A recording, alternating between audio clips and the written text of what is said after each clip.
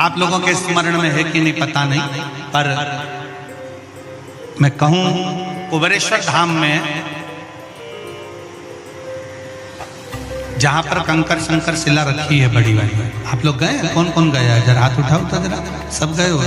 तो जहां बड़ी वाली शिला रखी है, कंकर शंकर जो शिला रखी है, केदार शिला जो रखी है, उस बड़ी शिला का बिल्कुल नजदीक का जो हिस्सा है, शिला जहां रखी है उसका बिल्कुल 4 कदम दूरी पर ही एक कुआं है। अब तो उस कुएं पर छत डाल दी गई है और कुएं को छत डालकर बंद कर दिया गया, पर पूरे कुबेरेश्वर धाम में जो पानी आप पीते हो, जो पानी का प्रयोग करते हो, जो पानी आप यूज करते हो, वो उसी कुएं का, उसी कुएं का। अब उस पर छत डाल दिया।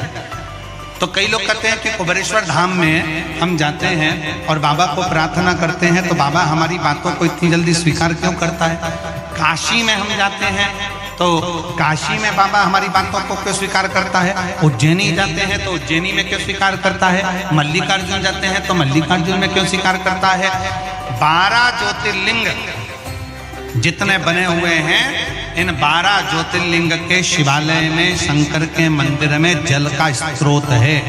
जैसे विश्वनाथ जी के मंदिर में, काशी में ज्ञान वापी है, जैसे उज्जैनी के अंदर महाकाल मंदिर में ही सरोवर है, जैसे मल्लिकार्जुन में जब दर्शन करने जाते हो तो पास में एक कुआं है, उसी तरह प्रत्येक शिवालय में भीमाशंकर चले जाओ, त्र्यंबकेश्वर चले जाओ, तुम्हारी मर्जी पड़े, जिस ज्योतिर्लिंग में जाओगे, आप केदारनाथ जाओगे तो ओम कुंड है, ऐसे जितने जितने ज्योतिर्लिंग का दर्शन करोगे, प्रत्येक ज्योतिर्लिंग के नजदीक में, ज्योतिर्लिंग के अंतर्गत, ज्योतिर्लिंग मंदिर के अंदर एक ना एक शिवालय के पास में जलाशय रहता है।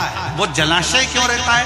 उस जलाशय के अनुकूल जब हम अपने मन की कामना करते हैं, वहां बैठकर आराधना करते हैं, तो भगवान शंकर पर उस जलाशय का जो पानी शिव पर चढ़ता है, तो हमारे मन की तरंगे शंकर स्वीकार कर हमारी झोलियां भर देते हैं।